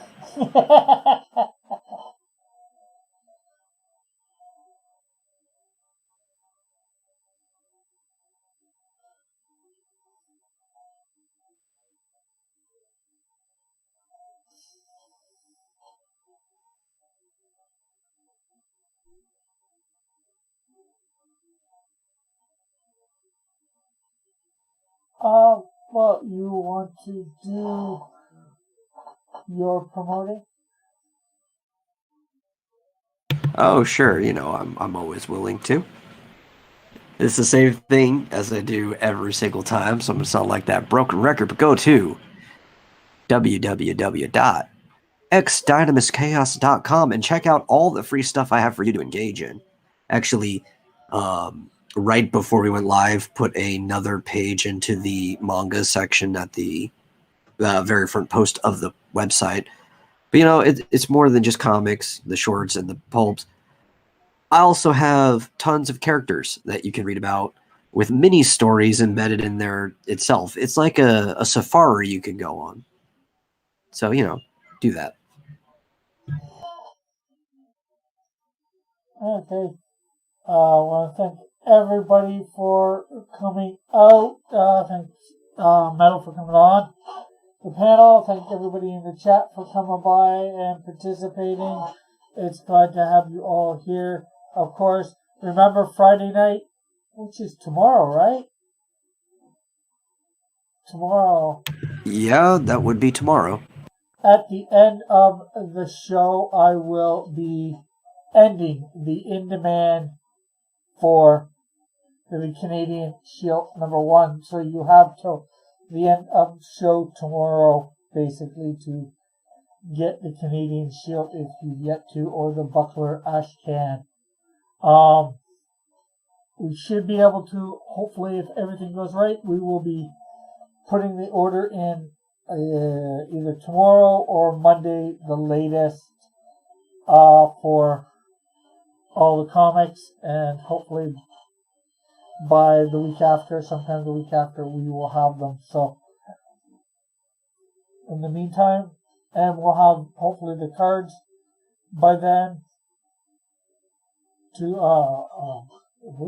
the trading cards. So hopefully sometime next week we'll be able to see those live on air. They will be premiered one night this week or next week, hopefully.